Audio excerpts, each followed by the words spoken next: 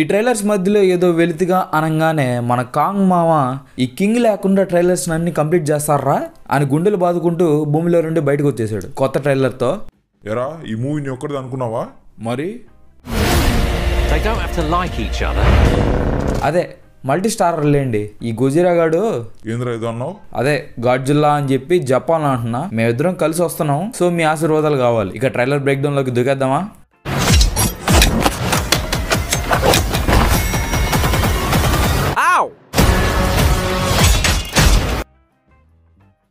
ఈ వీడియోని పక్కాగా లాస్ట్ వరకు అయితే చూడండి, చాలా మంచి మంచి డీటెయిల్స్ అనేవి ఉన్నాయి, మళ్ళీ మిస్ అవుతారు. ఫస్ట్ మన గాడ్జిల్లా అండ్ కాంగ్ యొక్క ఇంట్రడక్షన్ అనేది ఇస్తున్నారు.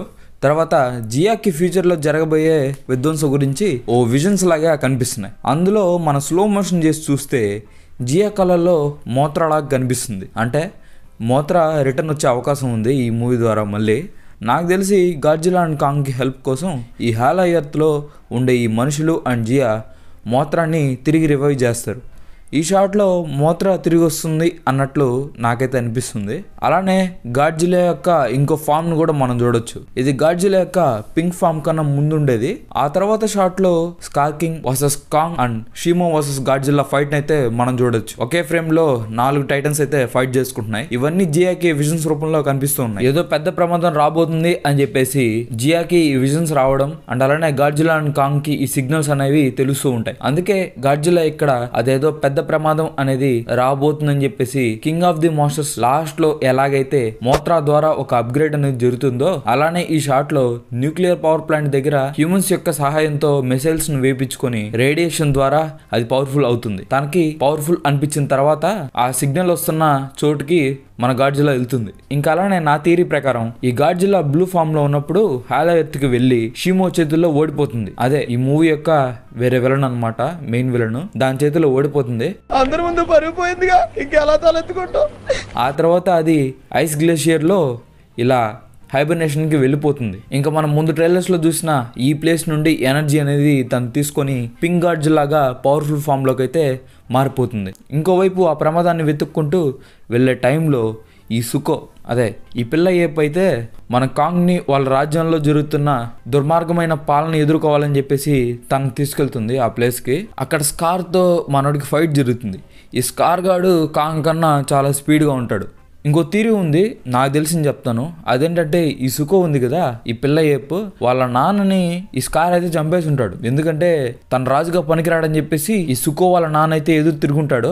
అందుకు ఈ స్కార్ అయితే వాళ్ళ నాన్న చంపేసి ఉంటాడు. ఇంకా అప్పటి నుండి స్కార్ ని ఓడించాలని చెప్పేసి సుకో హాలో ఎర్త్ మొత్తం తిరుగుతూ ఉంటాడు ఈ స్కార్ ని ఓడించేదానికి, ఏదైనా పవర్ఫుల్ శక్తి దొరుకుతుందని. అదే టైంలో కాంగ్ అయితే హాలో ఎర్త్కి వచ్చుంటాడు. దాని ద్వారా సుకో కాంగ్ ని ఇక్కడికి తీసుకుని వచ్చుంటాడు. కాంగ్ అండ్ స్కార్ మధ్య ఫైట్ మాత్రం భలేగా ఉండబోతుంది. ఈ జస్ట్ కొన్ని సెకండ్స్ క్లిప్ లోనే వాళ్ళ ఫైట్ సీక్వెన్స్ అయితే అదిరిపోతున్నాయి. ఇంకా థియేటర్ లో ఎలా ఉంటుందో చూడాలి. కానీ ఆ ఫైట్ లో కాంగ్ కి స్కార్ ఒక్కడే కాదు, ఇంకో బలమైన శత్రువు ఉన్నాడు, అదే షిమో.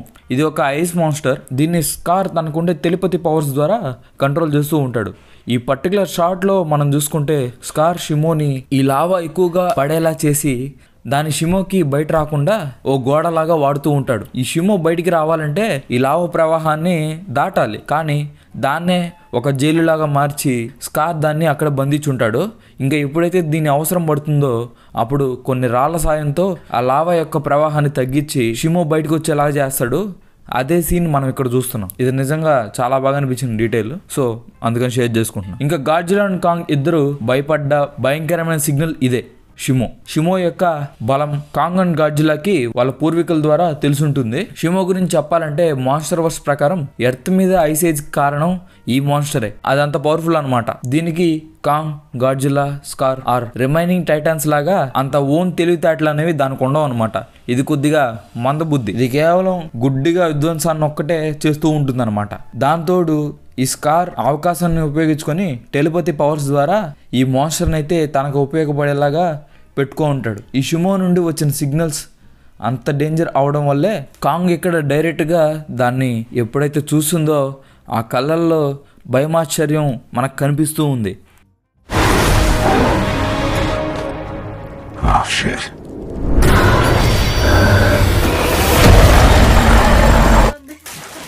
ఇంకా తర్వాత ఇక్కడ కాంగ్ యొక్క రైట్ హ్యాండ్ అనేది డ్యామేజ్ అయింది కదా, దాన్ని అందరం స్కార్ చేసింది అనుకున్నాం. కాకపోతే ఇక్కడ దాన్ని షిమో యొక్క ఐస్ బ్రెత్ అనేది కాంగ్ రైట్ హ్యాండ్ మీద పడడం వల్ల అది దాన్ని బాగా డ్యామేజ్ చేసింది. దాన్ని అయితే మనం ఇక్కడ చూడొచ్చు. సో దీని ద్వారా చూసుకుంటే కాంగ్ యొక్క రైట్ హ్యాండ్ అనేది పాడవడానికి కారణం షిమో.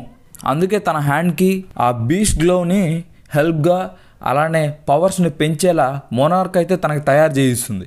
ఆ ఫైట్ తర్వాత ఎలాగోలా బయటపడ్డ కాంగ్ ఎర్త్ సర్ఫేస్ అయిన పిరమిడ్స్కి అయితే వచ్చేస్తుంది. అయితే గాడ్జిల్లాను కూడా మోనార్క్ అక్కడికి తీసుకొస్తారు.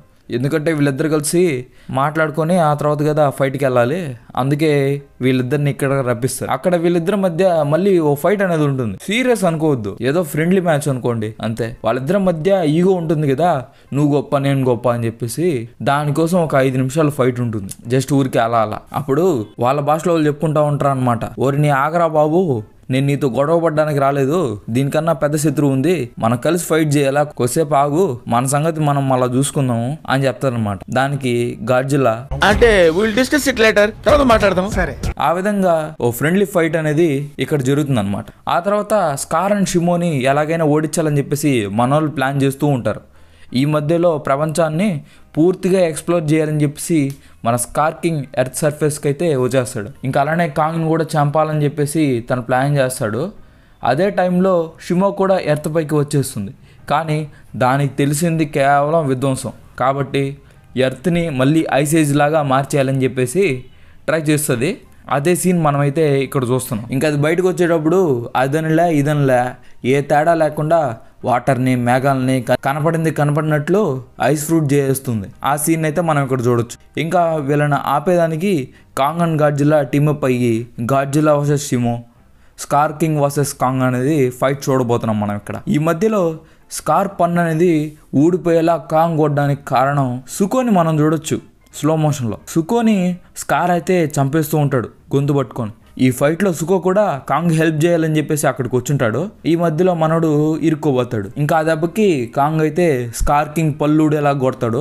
ఇక్కడ హాలే ఎర్త్లో నాకు తెలిసి Skar king versus Kong fight అనేది జరుగుతుంది కదా, ఆ తర్వాత సుకో ఓడిపోతున్న కాంగ్ ని తీసుకొని పారిపోతూ ఉండొచ్చు హాలో ఎర్త్ నుండి. ఆ టైంలో స్కార్ కింగ్ యొక్క కోతులు వీళ్ళ వెంట పడుతూ ఉండొచ్చు. ఇంకా ఆ తర్వాత కాంగ్ ని తీసుకొని సుకో ఎర్త్ మీదకి అయితే వచ్చేస్తూ ఉండొచ్చు. తర్వాత వీళ్ళని వేసేయాలని చెప్పేసి స్కార్ కూడా మీదకి వచ్చేస్తుంటాడు. కాంగ్ యొక్క చెయ్యి అనేది డ్యామేజ్ అవడం వల్ల తనకి ఈ బీస్ట్ గ్లో ని ఓ అప్గ్రేడ్ లాగా వాడతారు. తనకి ఇది థండర్ పంచెస్ ఇచ్చేలాగా పవర్ ఇస్తుంది. ఇది ఎలక్ట్రికల్ గా కరెంట్ ప్రొడ్యూస్ చేస్తుంది పంచెస్ ద్వారా. అలా నీ అబ్బా గుద్దేనంటే ఒక గుద్దుకి అరగుద్దు వేస్ట్ రా స్కార్ నా కొడక్క అని పంచుల వర్షం అనేది కురిపిస్తూ ఉంటుంది మన కాంగ్. ఆ సీన్ అయితే మనం ఇక్కడ చూస్తున్నాం. లాస్ట్ కి నాకు తెలిసి గాడ్జిల్లా అండ్ కాంగ్ ఓడిపోతున్న టైంలో మోత్రా వచ్చి గాడ్జిల్లాకి పవర్స్ అనేవి కింగ్ ఆఫ్ ది మాస్టర్స్ లో లాగా ఎన్హాన్స్ చేస్తుంది. ఆ దెబ్బకి గాడ్జిల్లా షిమోని ఓడిస్తుంది. ఇంకోవైపు కాంగ్ పిడిగుద్దులకి స్కార్ అయితే పొడైపోతాడు. ఇంకా ఫైనల్గా ఇంకా ఎర్త్కి రాజు గాడ్జిల్లా, హాలో ఎర్త్కి కొత్త రాజుగా కాంగ్ పట్టాభిషేకం అనేది జరగబోతుంది. ఇంకా అలానే మిల్లీ పాప అయితే ఈసారి రాకపోవచ్చు ఈ మూవీలో, ఎందుకంటే తను బిజీగా ఉంది వేరే వేరే మూవీస్ వల్ల. సో మనం ఈసారి తను చూడకపోవచ్చు. దీనిపైన మీరే అనుకుంటున్నారు కామెంట్స్ చెప్పండి. ఇంక వీడియో ఇస్తే లైక్ అండ్ సబ్స్క్రైబ్.